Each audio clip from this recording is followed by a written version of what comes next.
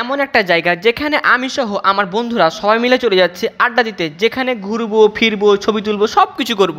আর এই সবকিছু নিয়ে থাকছে আজকের এই ভিডিওটা। তো চলো প্রথম থেকেই শুরু করা যাক। আমি আছি, নীরব আছে, এদিকে আমার ভাতিজা আছে, আর অন্যদিকে আছে ফাহিম, মামা আছে এখানে। আমাদের সাথে আরেকজন আসার কথা ছিল, সে আছে ওর মেসে, কিন্তু আই হোপ চলে আসবে আর মাত্র 2 মিনিটের ভিতরে। তো আমরা যাবো এখন কোথায়? ভদ্রা পার্ক যাচ্ছি আমরা এখন।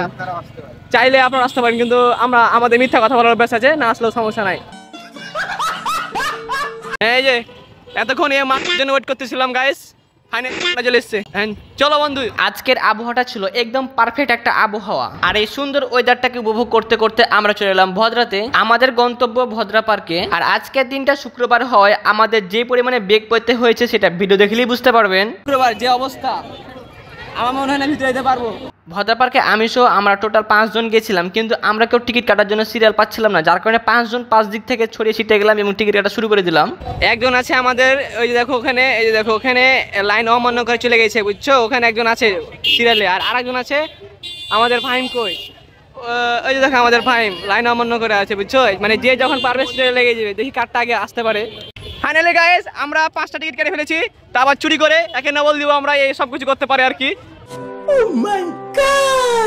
তারপর গাইস ফাইনালি আমরা এত ফ্যাসালের ভিতর দিয়ে আমরা 5টা টিকিট কেটে ভিতরে ঢুকে পড়েছি। কিন্তু আমার পার্সোনাল পরামর্শ থাকবে আপনাদের সাথে যে আপনারা কেউ কখনোই শুক্রবারের দিন এইখানে আসবেন না, কারণ নতুন ওপেনিং হয়েছে এবং শুক্রবারের দিন এত বেশি মানুষজন আছে যে মানে আপনি পার্কে জায়গা পাবেন না। সিস্টেম করে আমরা এখানে একটা টিকিট মেরে দিয়েছি, পরবর্তীতে আমরা এই পার্কে গেলে আর টিকিট লাগবে না।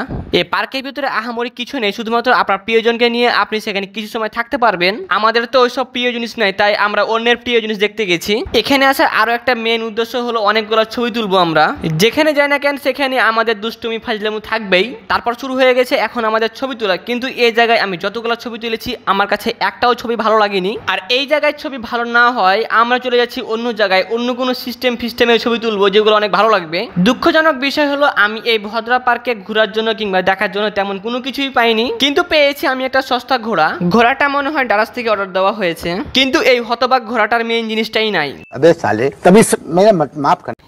আশেপাশে যতগুলো সিট আছে সেখান থেকে আমি একটা বলতে পারি যে মায়া মানুষের মন, আর বসার সিট কোনোটাই ফাঁকা থাকে না, বুঝছো?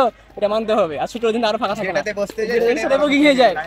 আর এই জায়গাটা সম্পূর্ণ মুক্ত মঞ্চকে কপি করে বানানো হয়েছে, সেটা ওরা কেন করলো সেটা ওরাই বলতে পারবে ভাই। আর যাই হোক এখন আমি সম্পূর্ণ উপরে উঠে যাচ্ছি, কারণ সেখান থেকে অনেক সুন্দর সুন্দর কিছু ছবি তোলার উদ্দেশ্য আছে আমার। এই পার্কের ভিতরে বাইরে উপরে নিচে মানে 4 কোণাতে সব জায়গাতেই ভাই পুকুরে ভরা, একদম পানি আছে। তবে সেখানে আপনি চাইলে একটা রাইড দিতে পারবেন, এসব জাহাজটাজের ব্যবস্থা আছে। তো আমরা এগুলো করিনি, ভালো লাগে না এসব করতে আমাদের। তারপর পার্ক থেকে বেরিয়ে বাসায় আসার পথে রাস্তায় অনেক সুন্দর সুন্দর ফুল দেখলাম, তো আমাদের তো ফুল দেওয়ার কেউ নাই, তো ভাবলাম আমি আর আমার বন্ধু তারপরও ফুল গাড়ি তুলে রাখি নিজেদের কাছে, দেখে ভালো লাগছে। যে যেখান থেকে দেখছো সেখান থেকে লাইক কমেন্ট এন্ড শেয়ার করে দাও, এবং ভিডিওটা ভালো লাগে থাকলে অবশ্যই hit the subscribe button and follow button. আজকের মতো এখান থেকে শেষ করলাম, পরবর্তী ভিডিও দেখার জন্য আমন্ত্রণ রইল।